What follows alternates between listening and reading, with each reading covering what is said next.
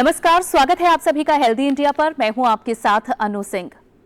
हम सभी जानते हैं कि हमारा शरीर हमारे दिमाग के इशारों पर काम करता है। अगर दिमाग पर कोई आघात होता है तो इसका असर शरीर पर भी पड़ता है। ऐसी अवस्था ब्रेन स्ट्रोक के समय पर भी आती है। जितना नुकसान ब्रेन स्ट्रोक यानी ब्रेन अटैक का हमारे मस्तिष्क पर पड़ता है, उतना ही शरीर पर भी पड़ता है। हमारे देश में ब्रेन स्ट्रोक के क्या आंकड़े हैं, आप इस बात से समझ सकते हैं कि हमारे देश में दूसरे पायदान पर सबसे ज्यादा डेथ और डिसेबिलिटी का जो कारण है वो ब्रेन स्ट्रोक ही है, जो कि पैरेलल है कैंसर के। ऐसे में ये जानना बहुत जरूरी है कि ब्रेन स्ट्रोक किन कारणों से होता है, इसके क्या उपाय हैं, क्या इलाज है, किन बातों का हमें ध्यान रखना चाहिए। आज की शो में इसी पर बात करेंगे, लेकिन उससे पहले ये रिपोर्ट देखिए। ब्रेन स्ट्रोक की बीमारी आमतौर पर दिमाग में पर्याप्त मात्रा में ऑक्सीजन की कमी के कारण होती है। जब नसों में खून की सप्लाई नहीं हो पाती और दिमाग को जरूरत के हिसाब से खून नहीं मिल पाता, तो इस स्थिति में ब्रेन स्ट्रोक होता है। इसके अलावा शरीर में ऑक्सीजन और रक्त संचार में गिरावट की वजह से दिमाग में मौजूद सभी कोशिकाएं मृत होने लगती हैं, जिसकी वजह से व्यक्ति का दिमाग ठीक ढंग से काम नहीं कर पाता और इस स्थिति में ब्रेन स्ट्रोक की समस्या हो जाती है। अब तक ऐसा माना जाता था कि ब्रेन स्ट्रोक बुजुर्गों को ही होता है, लेकिन आधुनिक जीवन शैली की जटिलताओं की वजह से मिडिल एज ग्रुप के लोगों में भी ये समस्या देखने को मिल रही है। 25 से 30% स्ट्रोक के मामले युवाओं में होते हैं। ऐसा नहीं है कि किसी व्यक्ति को एकाएक ब्रेन स्ट्रोक हो जाता है, बल्कि इस समस्या के होने से पहले शरीर में कुछ खास बदलाव दिखाई पड़ते हैं, जिन्हें नोटिस करना बेहद जरूरी है।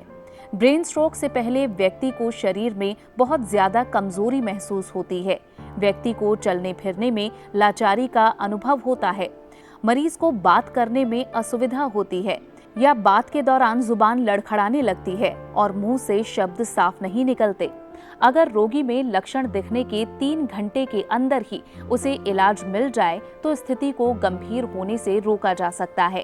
इलाज के लिए मरीज को इंट्रावेनस इंजेक्शन दिया जाता है, जिससे 4.5 घंटे के अंदर ही क्लॉट घुल जाता है। इसी तरह दिमाग में मौजूद क्लॉट को निकालने के लिए सर्जरी की भी जरूरत पड़ती है, जिससे मरीज की जान बचाई जा सकती है। स्ट्रोक के 80% मामलों को सरल उपाय द्वारा रोका जा सकता है, जैसे ब्लड प्रेशर पर नियंत्रण, उच्च रक्तचाप और मोटापे पर नियंत्रण, जीवन शैली में बदलाव, नियमित व्यायाम, कम वजन, धूम्रपान और शराब का सेवन नहीं।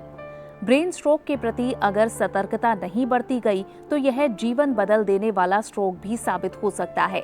इसलिए बेहतर यही होगा कि समस्या के कारण, लक्षण और बचाव के तरीकों को समझते हुए पूरी सजगता बरती जाए। तो ब्रेन स्ट्रोक के बारे में जितनी जानकारी हो उतना बहुत ज़रूरी है, और इसके इलाज और ट्रीटमेंट के बाद की क्या कंडीशन होती है, इस पर भी बात करना बहुत ज़रूरी है। आज बात करने के लिए हमारे साथ 2 एक्सपर्ट जुड़े हैं और ये दोनों ही दिल्ली एम्स से ताल्लुक़ रखते हैं। इनका परिचय जल्दी से आपसे करा देते हैं। हमारे साथ हैं सबसे पहले डॉक्टर MV पद्मा श्रीवास्तवा। आपका बहुत बहुत स्वागत है। आप professor and department head of neurology हैं। बहुत बहुत स्वागत आपका। हमारे साथ हैं डॉक्टर SS काली सर। आपका भी बहुत बहुत स्वागत है। आप head and professor neuro AIIMS new Delhi से हैं। आप दोनों का स्वागत। सबसे पहले शुरुआत डॉक्टर पद्मा आप ही से करेंगे। आखिर क्यों कहा जाता है कि ब्रेन स्ट्रोक के बाद जिंदगी सामान्य नहीं रहती, बहुत ज़्यादा बदलाव हो जाते हैं? ये स्ट्रोक जिंदगी को बदल क्यों देता है आखिर? बहुत अच्छी सवाल है अनु जी। जैसे आपने कहा कि हमारा जो सोच है, जो भी एक्शन हम कहते हैं, करते हैं, मैं जैसे आपने कुछ पूछा, मैं आपको जवाब दे रही हूँ कि क्या जवाब देनी है। मैं आपको देख रही हूँ, हाथ हिल रही है, मैं बैठी हूँ, बैलेंस में हूँ।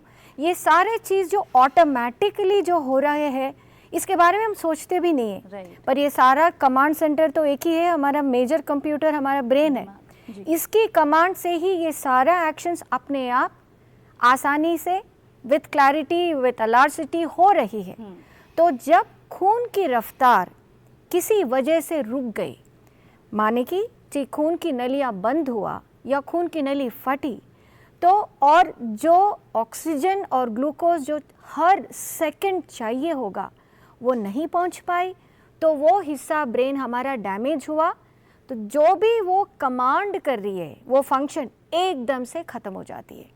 तो मान लीजिएगा कि हमारी आँख की रोशनी, हमारी बोली, हमारी बैलेंस, हमारे होश, हमारे हाथ पैर हिलना सब एकदम से, दैट इज़ द थिंग, इसीलिए उसको कहते हैं अटैक, क्योंकि एकदम से ख़त्म होता है। तो इसीलिए इतनी महत्वपूर्ण है ये बीमारी को समझना, बिल्कुल कितनी आपातकालीन स्थिति है कि एकदम से हमारे दुनिया बदलती है कि एक मिनट हम बिल्कुल ठीक है और दूसरी मिनट में हम बोल नहीं पा रहे, हम चल नहीं पा रहे, हम बेहोश हो गए। तो that is the reason it is such an important condition to understand.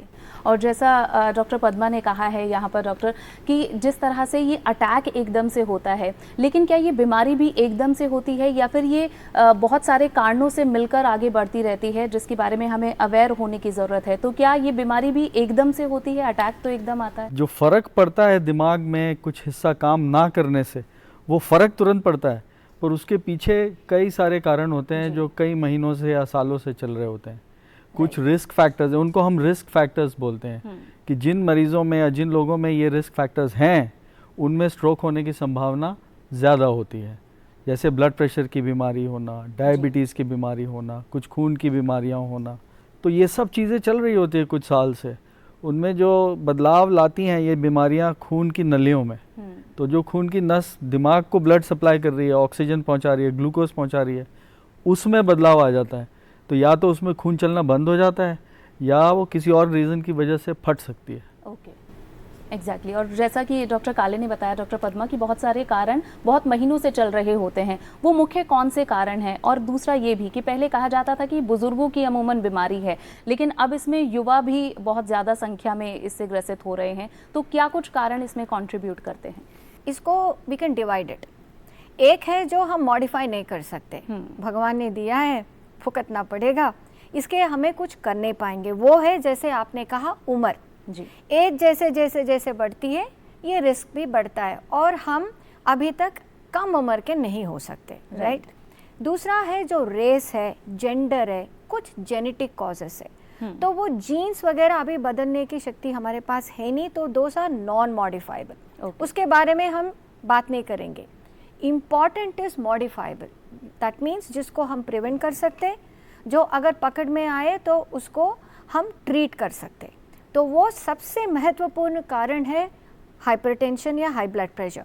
In fact मैं जब बताती हूँ हमारे बच्चों को, हमारे स्टूडेंट्स को और पेशेंट्स को भी मैं कहती हूँ सबसे number 1 risk factor hypertension, number 2 hypertension, number 3 hypertension. इतना महत्वपूर्ण है ये कारण, क्योंकि हर तरह के स्ट्रोक, या खून की नली फटी या खून की नली बंद हुआ या दोबारा होने की वो व्यवस्था होती है, संभावना है, या उसके कारण से कोई मौत के होते हैं, कितना डिसेबिलिटी, सब चीज़ें ये ब्लड प्रेशर से जुड़ी हुई है। नंबर 2 है डायबिटीज़, जैसे प्रोफेसर काले ने कहा। नंबर 3 इज़ हमारा हार्ट। हमारा दिल और दिमाग बहुत करीब है, जो दिल में होती है वो दिमाग में असर पड़ेगा, जो दिमाग में हो रहा है दिल पे असर करेगा। सो जो भी हार्ट डिसीज़ है, वाल्व डिसीज़, जो रोमैटिक हार्ट डिसीज़ आपने सुना होगा, वाल्व की प्रॉब्लम्स होते हैं, रिदम या हार्ट बीट की प्रॉब्लम्स होते हैं, वॉल की प्रॉब्लम्स होते हैं, उसमें क्लॉट बन सकता है, वो ऊपर जा सकता है। नंबर 4 इज़ हमारा जो बैड कोलेस्ट्रॉल, लिपिड्स, जिसके वजह से, जैसे डॉक्टर काले ने कहा कि वो खून की नली के अंदर जो घिस के एथेरोस्क्लेरोसिस बन जाती है, उसकी वो जो डायामीटर वो कम हो जाता है। देन हमारा लाइफस्टाइल वो हमारे हाथ में है। स्मोकिंग, धूम्रपान करना, शराब पीना, हमारे जो काउच पोटैटो बोल के कोई एक्सरसाइज नहीं करना, बैठे रहना, टीवी देखते हैं, हमें टीवी तो देखना है, अच्छी चीज़ देखनी है, बट ये जो है ना कि जो लाइफस्टाइल में सेडेंटरी लाइफस्टाइल, बिल्कुल ही फिजिकल एक्टिविटी नहीं करना, स्ट्रेस, इन्फेक्शंस, और जैसे जैसे हम देखते हैं कि कई तरह के दूसरे रिस्क फैक्टर्स भी होते, मोस्ट इम्पॉर्टेंट आर दीज। तो आप जैसे कहा यंग स्ट्रोक्स, जैसे यंग हार्ट अटैक्स हो रहे, दिस इज बिकॉज जो कन्वेंशनल रिस्क फैक्टर्स हम कहते, ठीक, बीपी कम उम्र में हो रहे, डायबिटीज़ कम उम्र में हो रहे, हार्ट, स्ट्रेस, लाइफस्टाइल, जो हमारे जो ज़िंदगी की रफ्तार एक रेस बन गई है, तो हमारा ना दिल न दिन ना रात के कोई चेंज ही नहीं है। तो ये बहुत सारे कारण में जिसमें young people are also being afflicted with this. तो ये very important risk Exactly. Factors इसके ध्यान में रखना चाहिए। बिल्कुल। लेकिन जब हम अवेयरनेस की बात करते हैं, हार्ट अटैक के बारे में डॉक्टर काले अमूमन लोग जानते हैं कि दिल में दर्द होता है, बाएं आर्म में आपको पेन उठेगा, लेकिन ब्रेन स्ट्रोक, ब्रेन अटैक के सिम्टम्स को लोग बहुत आसानी से, बहुत जल्दी पहचान नहीं पाते। तो लक्षणों पर थोड़ी जानकारी दीजिए। जो नॉर्मल एक्टिविटी एक इंसान करता है, जो एक्सप्रेशन उसके चेहरे पे होता है, आंखों से देखता है, मुंह से बोलता है, हाथ पैर हिलाता है, खड़ा हो सकता है, चल सकता है, इनमें से कोई भी एक्टिविटी करने में अगर दिक्कत आने लग जाए, जो कि सडनली है, एक Right. सेकंड ठीक है, अगले कुछ क्षणों में या तो वो बोल नहीं पा रहा है, बोलने की क्षमता चली गई, या चेहरे पे एकदम से कुछ बदलाव आ गया है, या हाथ पैर चलने बंद हो गए, या बैलेंस गड़बड़ा गया, खड़े खड़े लोग गिर जाते हैं ओके, वो बैलेंस गड़बड़ की वजह से। बिल्कुल। तो अगर एकदम से कोई ये इनमें से कोई भी चीज़ हो तो तुरंत शक करना चाहिए कि हो सकता है ये स्ट्रोक हो। ओके, तो ये कुछ सिम्टम्स हैं जिनसे पहचान सकते हैं। जी एग्जैक्टली। और डॉक्टर पद्मा, अगर आपको ये समझ आ गया कि ये स्ट्रोक है और आपको अस्पताल तुरंत ले जाना होगा, लेकिन उस दौरान क्या कुछ किया जा सकता है उस जगह पर जहाँ पर स्ट्रोक आया है और थोड़ा समय है अस्पताल तक पहुँचने में? ये खाली हिंदुस्तान नहीं, तो ये तो सारे दुनिया की प्रॉब्लम है। तो वर्ल्ड स्ट्रोक ऑर्गेनाइजेशन ने ये कहा कि एक निमोनिक इज़ फास्ट, FAST। तो उसमें फेस, जो चेहरा है वो टेढ़ा लग रहा है। आर्म, जो आप दोनों हाथ ऊपर करिए, एक हाथ तो गिर जाएगी। ऐसे स्माइल एंड स्पीच दोनों होती है, तो बोल के दिखाना। तो उठपटांग बोल रहे या बोल ही नहीं पा रहे, आप जो बोल रहे वो समझ ही नहीं पा रहे। Right. T is for time. तो उसमें BE मतलब एक बैलेंस, एंड एकदम से जो कहा ना, एकदम से चक्कर आके गिर गए, या आई, एकदम से आंखों की रोशनी चली गई। तो B fast is a mnemonic. वो कहीं हमारे भारत देश की जो लैंग्वेजेस में ट्रांसलेट हो गया, पंजाबी में, हिंदी में, तेलुगु में, बाकी लैंग्वेजेस में, ताकि और पब्लिक अवेयरनेस करते हैं कि देखो ये कुछ भी प्रॉब्लम हुआ, अचानक हुआ, तो ये स्ट्रोक हो सकता है। तो घर पे अगर हो गया तो क्या करना है। जी, तो ये चीज़ है कि आपको ये पता चल गया कि ये स्ट्रोक हो सकता है, तो आपको तुरंत हॉस्पिटल जाना है। That is the bottom line. Right. घर पे रह के ये नहीं सोचना कि मैं इनको ग्लूकोज की पानी दे दूं, इनको गोल के कोई एस्पिरिन दे दूं, बिल्कुल। ये नहीं करना, क्योंकि हार्ट अटैक और ब्रेन अटैक का ये बड़ी थोड़ा सा डिफरेंस है ओके, इसमें। क्योंकि जैसे टी स्पेसिफिकली हम टाइम या वक्त, इसको टाइम इज़ ब्रेन कहते हैं, क्योंकि जो खून की नली बंद हुआ, जितने जल्दी वो रफ्तार आप दोबारा चालू कर दिया तो आपकी ब्रेन बच जाएगी। राइट। जैसे जैसे एक एक मिनट उसकी बीतती गई तो Damage उतना ज़्यादा सारा डैमेज वो इरिवर्सिबली डैमेज हो सकता है। तो Right. इसीलिए हम कहते, आपको शक लगा, प्लीज़ किसी तरह आप अस्पताल आ जाइए, अपने आप कुछ ना करें। बिल्कुल। और डॉक्टर काले, हर एक कोई स्ट्रोक आता है या अटैक आता है तो उसमें कुछ गोल्डन आवर्स होते हैं। अगर हम ब्रेन अटैक की बात करें तो इसमें गोल्डन आवर्स क्या कहते हैं? पुराने टाइम में कहते थे कि टाइम इज़ मनी, राइट। तो स्ट्रोक पेशेंट्स के लिए ये कहते हैं कि टाइम इज़ ब्रेन। ब्रेन। जितना जल्दी इसका इलाज हो, जितने जल्दी वो खून का रास्ता साफ हो और दोबारा खून पहुंचने लग जाए, उतनी ज़्यादा ब्रेन की क्षमता को रिटेन किया जा सकता है। ओके। और टाइम अगर निकलता जाएगा तो फिर डैमेज बढ़ता जाएगा। और एक ब्रेन ही ऐसा ऑर्गन है, आजकल टेक्नोलॉजी इतनी हो गई है कि हम हाथ लगा देते हैं, हम हार्ट ट्रांसप्लांट कर देते हैं, हम लिवर ट्रांसप्लांट कर देते हैं, हम ऑलमोस्ट पूरा शरीर बदल सकते हैं। लेकिन अनफॉर्चुनेटली ब्रेन एक ऐसा हिस्सा है जिसका कुछ नहीं कर सकते हम। एक बार जो नुकसान हो गया वो ऑलमोस्ट हमेशा के लिए परमानेंट हो गया। जी। इसलिए brain is money, brain is time. जितने जल्दी हो सकता है इलाज होना चाहिए। बल्कि कुछ लोग मानते थे कि 3 घंटे के अंदर अगर पहुंच जाए आप स्ट्रोक रेडी सेंटर में, जहाँ पे स्ट्रोक का अच्छा इलाज संभव है, जी।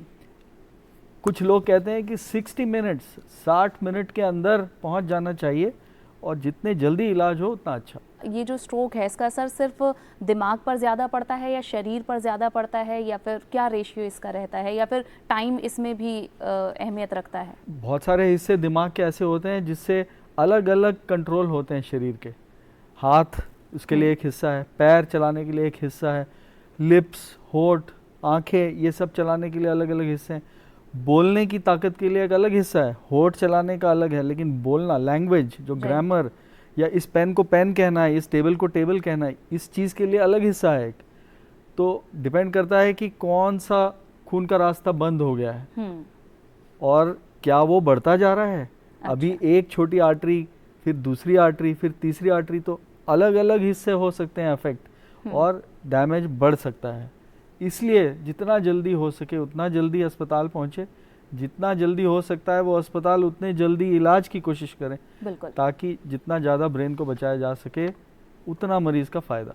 बिल्कुल। डॉक्टर पद्मा, जिस तरह से हमने बात की कि जब ब्रेन अटैक होता है उस समय कई बार ब्रेन हैमरेज होता है और पैरालिसिस एक साइड या बॉडी पर होता है, तो इन सब में क्या कनेक्शन और क्या डिफरेंस है, थोड़ा ये भी समझाइए। अगर 100% हमने देख लिया तो आप सोचिएगा 80% ये होता है कि खून की नली बंद हो गया, कि कोई क्लॉट बन गया वहाँ पे, खून की रफ्तार बंद हो गई, तो उसके बाद खून की रफ्तार है ही नहीं, उसको ऑक्सीजन ग्लूकोज नहीं मिल रहा है और ब्रेन में कोई स्टोर नहीं है। जैसे लिवर में स्टोर है, अगर आप फास्टिंग कर दिया तो लिवर से ग्लूकोज आती रहेगी, पर ब्रेन में कुछ है नहीं, तो उसको पहुंचना चाहिए।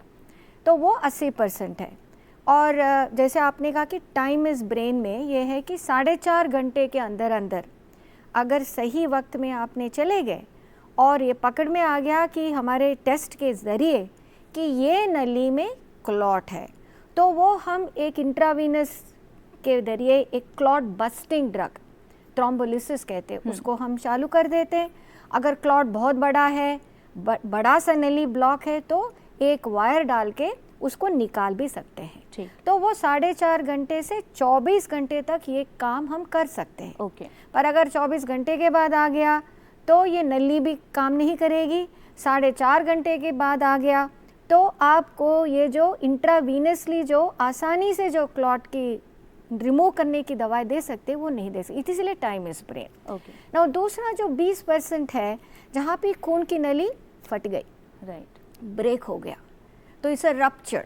इसी तरह ये खून की नली फट के ब्लीडिंग हो सकती, ब्लीडिंग हो गया तो ब्रेन के अंदर आ गया, और ब्रेन हमारा इतनी कॉम्पैक्ट है, वहाँ कोई जगह नहीं रहता को उसको अगर कुछ अंदर चला गया तो उसको बढ़ने के लिए, तो अगर खून वहाँ पे जम गई और बड़ा सा ज़्यादा जम गए तो बहुत बड़ा हादसा हो सकता है। तो वो 20% में हेमरेज या हेमरेजिक स्ट्रोक कहते हैं, ये हो सकता है। डॉक्टर काले, इसके ट्रीटमेंट की बात करें तो उसमें क्या क्या स्टेजेस आती हैं, सर्जरी की खास तौर पर कब ज़रूरत पड़ती है? ज़्यादातर स्ट्रोक ऐसे होते हैं जिनमें ऑपरेशन की ज़रूरत नहीं पड़ती है। कुछ कम ही स्ट्रोक होते हैं, से हर 5 में से एक ऐसा एक मरीज़ आएगा जिसको कि ऑपरेशन के ज़रिए हम कुछ इलाज कर सकते हैं। अदरवाइज़ 80% तकरीबन 80% लोगों में ऑपरेशन की ज़रूरत नहीं पड़ती। तो एक उनमें से है जिनमें ऑपरेशन की ज़रूरत पड़ती है, वो है जो लीकेज, जो डॉक्टर पद्मा ने बताया कि अगर खून बाहर रिसने लग जाए और बाहर खून की नली के बाहर अगर क्लॉट बन जाए और वो बढ़ने लगे तो वो बाकी के ब्रेन के हिस्से जहाँ पे खून नहीं बहा है उन पे भी दबाव डालते हैं। तो उनको बचाने के लिए फिर ये क्लॉट को निकालना बहुत ज़रूरी हो जाता है। उस केस में ऑपरेशन के अलावा कोई चारा नहीं है, क्योंकि अभी हमारे पास ऐसी कोई टेक्नोलॉजी नहीं है कि हम बिना उसको खोले और वो क्लॉट को रिसाव जो दूर हुआ है उसको भी हम खींच ले, ये टेक्नोलॉजी अभी नहीं है। तो इसको तो हमें बाहर से खोल के हड्डी को काट के ब्रेन को देख के और फिर वो क्लॉट को निकालना पड़ता है। इन लोगों में ज़रूरत पड़ती है सबसे ज़्यादा। और दूसरी है जो डॉक्टर पद्मा ने बताया कि खून का जो चलना है वो रुक गया, एकदम से रुक गया, जिसकी वजह से भी ब्रेन में सूजन हो सकती है, और वो सूजन बहुत बड़े हिस्से में हो तो फिर उसको जगह चाहिए सूजने के लिए। जैसे हमारा हाथ सूज जाता है, पैर सूज जाता है, तो इसके बाहर तो हवा होती है, तो बहुत जगह होती है, तो सूज सकता है। लेकिन दिमाग में बिल्कुल जगह नहीं है, चारों तरफ ब्रेन के एक सॉलिड हेलमेट दिया है भगवान ने, तो जगह ही नहीं है। तो अगर सूजन हो जाए तो उस सूजन के लिए जगह बनाने के अलावा कोई रास्ता नहीं है, और वो जगह बनाने का एक ही तरीका है कि ये जो हड्डी दी है भगवान ने इसको काटना पड़ेगा और वहाँ पे एक विंडो या खिड़की की तरह खोलना पड़ेगा ताकि वो जगह मिल जाए, ब्रेन थोड़ा स्वेल हो सके। तो ये दो सबसे कॉमन वजह है जिसके लिए ऑपरेशन करना पड़ता है। ओके। और इसके साथ ही मैं ये भी जानना चाहती हूँ डॉक्टर काले कि कितनी तरह के स्ट्रोक होते हैं, इसके बारे में भी थोड़ी जानकारी। बहुत तरीके से हम स्ट्रोक को स्टडी कर सकते हैं, एज के हिसाब से कि यंग पेशेंट में स्ट्रोक, उसकी वजह अलग होती है, उसका इलाज अलग होता है। या जैसे डॉक्टर पद्मा ने कहा उम्र के साथ अगर आ रहा है स्ट्रोक तो उनमें वो रिस्क फैक्टर्स ये सब स्टडी कर सकते हैं। दूसरा तरीका है ये जानना कि क्या खून का रास्ता बंद हो गया है जिसकी वजह से स्ट्रोक हुआ है, या खून बाहर निकल गया है, फट गया है जिसकी वजह से स्ट्रोक हुआ है। इस्कीमिक या हेमोरेजिक, ये भी एक तरीका है स्ट्रोक को स्टडी करने का। तो ये दो मेनली हम डिवाइड कर सकते हैं, इस्कीमिक और हेमोरेजिक। डॉक्टर पद्मा, कई बार ये देखा गया है कि किसी व्यक्ति को एक बार स्ट्रोक आया और उसके बाद कई कारण होते हैं जिससे सुधार नहीं होता और फिर से स्ट्रोक की संभावना बनती है, ऐसा क्यों होता है? राइट, तो आप सही कहा कि स्ट्रोक रिकरेंस कहते हैं। तो इसीलिए जब हम प्रिवेंशन की बात करते हैं कि स्ट्रोक ना हो ज़िंदगी में, एक है प्राइमरी कि पता है कि बीपी है, भाई डायबिटीज़ है, घर वालों को भी डायबिटीज़ बीपी था, किसी को हार्ट अटैक हुआ, किसी को स्ट्रोक भी हुआ, उनमें और सावधान रहना चाहिए कि हमारा रिस्क फैक्टर सही रहे। और कुछ कि जैसे खून पतले करने वाली दवाई भी लेते हैं ताकि ना हो, कुछ जांचें भी होती है। नाउ सेकेंडरी प्रिवेंशन इज़ जब एक बार स्ट्रोक हो गया। नाउ जो स्ट्रोक है छोटा भी हो सकता है, वार्निंग भी हो सकती है कि एकदम से कुछ आँखों की रोशनी कम हुई, 10 मिनट में ठीक हो गया, या हाथ पैर में कुछ कमज़ोरी आई, 5 मिनट में ठीक हो गया। लोग सोचते हैं कि कुछ हुआ होगा, मैंने सो लिया है, कुछ तो ऐसे ऐसे किया ठीक हो गया, अब ठीक तो हो गया तो क्या करना है। इनफैक्ट वो वार्निंग जो बहुत खुश नसीब लोगों को ही होती है, नहीं तो ये अचानक आ ही जाती है। तो जिसमें वार्निंग हुआ तो उन लोगों को टाइम है कि तुरंत इसके लिए वो जो डॉक्टर के पास गए और उनकी जो इन्वेस्टिगेशन से पता चल जाता है कि दोबारा जो होगी वो बहुत बड़ा होगा तो वो रोक सकते हैं। And then there are certain infection, जैसे कोविड में भी तो स्ट्रोक्स हो गया था, कई इन्फेक्शंस में, टीबी में, कई कारण ऐसे होते हैं। तो कारण अगर पता चले उसका हम करते हैं। रिस्क फैक्टर्स को कम करना चाहिए।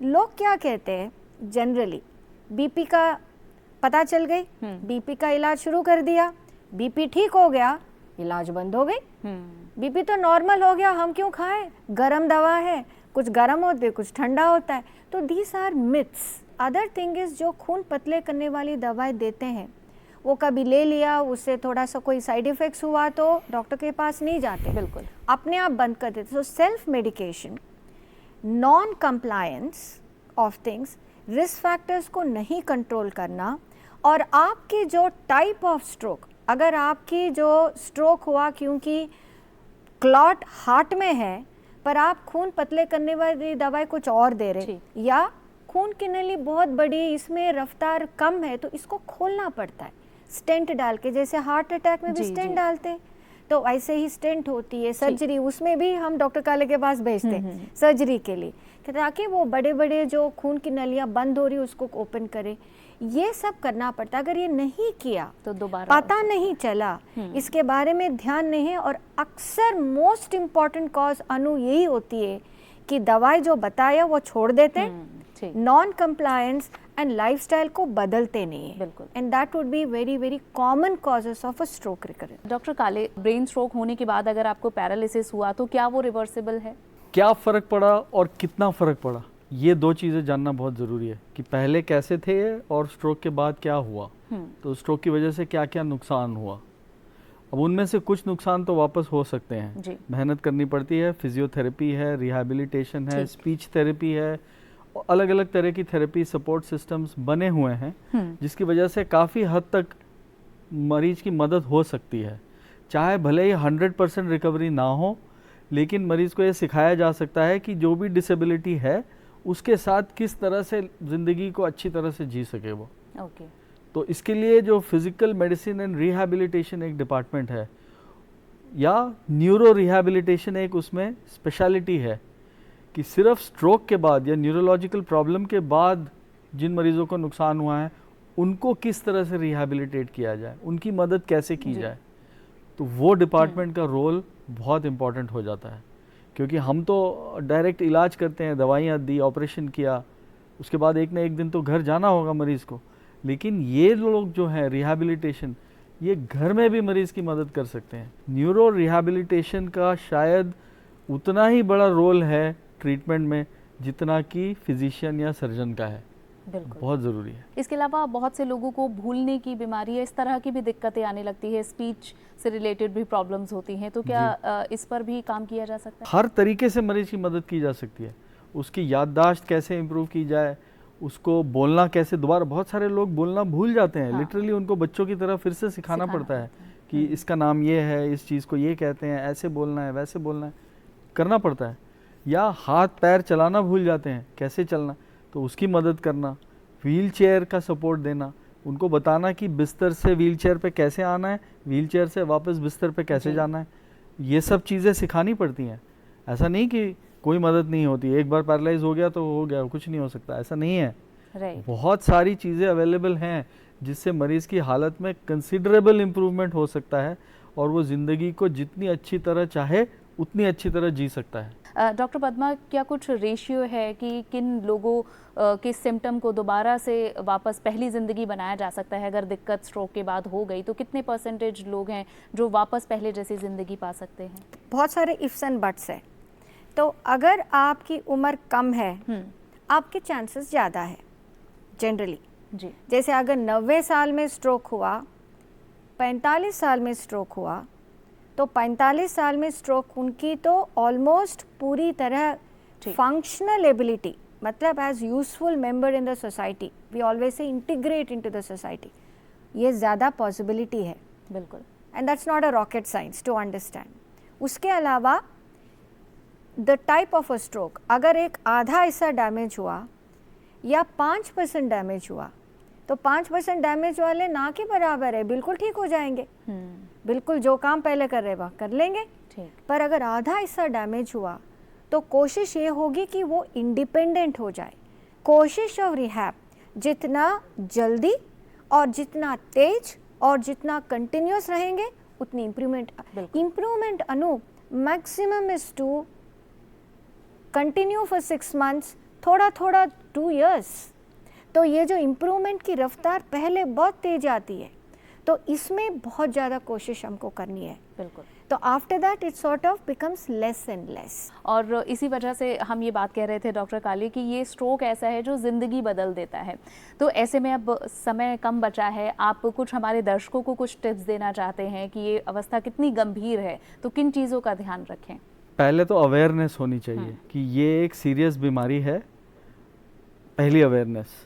दूसरी अवेयरनेस किन लोगों को हो सकती है, किसी को भी हो सकती है, यंग लोगों को हो सकती है, मिडिल एज को हो सकती है, ओल्ड एज में हो सकती है, किसी को भी हो सकती है, ये अवेयरनेस।